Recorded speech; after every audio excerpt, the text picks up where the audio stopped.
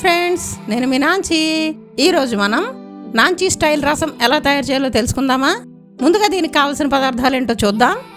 ఒక నిమ్మకాయ సైజ్ అంత చింతపండు, 5 ఎండుమిరపకాయలు, 1 స్పూన్ అల్లం వెల్లుల్లి పేస్ట్, 1 స్పూన్ రసం పౌడర్, 2 బెల్లం ముక్కలు ఇలా చిన్నవి, 1 స్పూన్ కళ్ళుప్పు, అలాగే చిటికెడు పసుపు కూడా తీసుకోవాలి. కట్ చేసి పెట్టుకున్న 1 టొమాటో, అలాగే 1 చిన్న ఉల్లిపాయ. తాలింపుకి కావాల్సిన తాలింపు దినుసులు జీలకర్ర, వెల్లుల్లి రెబ్బలు, అలాగే 1 రెబ్బ కరివేపాకు, కొంచెం కొత్తిమీర కూడా తీసుకోవాలి. ఈ రసము 1 లీటర్కి సరిపడా నేను చెప్తున్నాను కొలతలు. ఇలా 1 లీటర్ వాటర్ తీసుకోవాలి. ఇలా వెడల్పు గిన్నెలో తీసుకోండి, అప్పుడు పొంగకుండా బాగుంటుంది. ఇలా వాటర్ తీసుకున్న తర్వాత ముందుగా మనం అన్నీ రెడీ చేసుకున్నాం కదా, చింతపండు, ఎండుమిర్చి ఇవన్నీ కూడాను దీంట్లో వేసేసుకోవాలి. ఉప్పు, పసుపు, రసం పౌడర్ అన్నీ వేసుకోవాలి.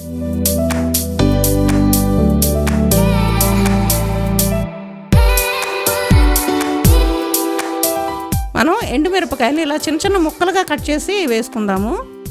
కొంతమంది అయితే ఈ రసంలో కారం వేస్తారు, నేనైతే ఎండుమిరపకాయలు వేసే చేస్తాను. ఇదే చాలా టేస్ట్గా ఉంటుంది. బెల్లం లేదనుకోండి, మీరు పంచదార వేసుకున్నా సరే బాగుంటుంది. ఈ రసం పౌడర్ మన వీడియోలో ఉంది, మీరు ఒకసారి చూడండి, చూసి ఇంట్లో ట్రై చేసుకోండి రసం పౌడర్ని.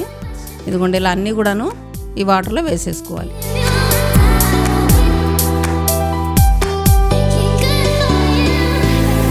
ఈ టొమాటో ముక్కలు, ఉల్లిపాయ ముక్కలు అన్నీ కూడాను వాటర్లో వేసేసుకోవాలి.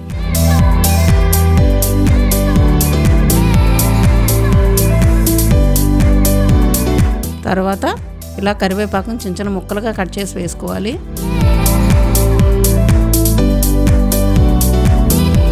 కొత్తిమీర కూడా వేసేసుకుందాం.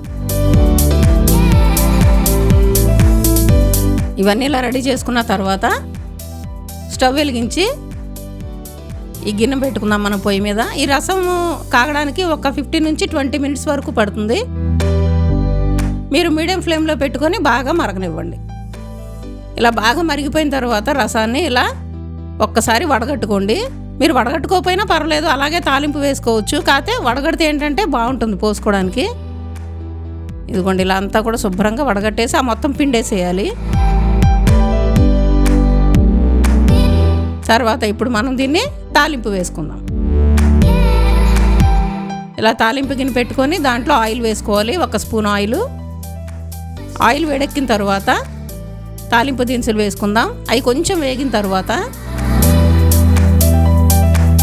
వెల్లుల్లి రెబ్బలు, జీలకర్ర కూడా వేసుకోవాలి. అందులో కొద్దిగా కొత్తిమీర, కరివేపాకు కూడా వేసుకొని ఎర్రగా వేయించుకోవాలి. తాలింపు ఇలా బాగా కాలాలి. కాగిన తర్వాత తాలింపు రసంలో వేసుకుందాం.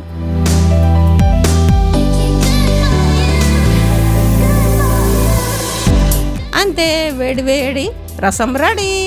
మీరు కూడా టేస్ట్ చేసి ఎంజాయ్ చేయండి. మన ఛానల్ కనుక మీకు నచ్చినట్టయితే లైక్ చేసి, షేర్ చేసి, సబ్స్క్రైబ్ చేసి బెల్ ఐకాన్ని క్లిక్ చేయండి.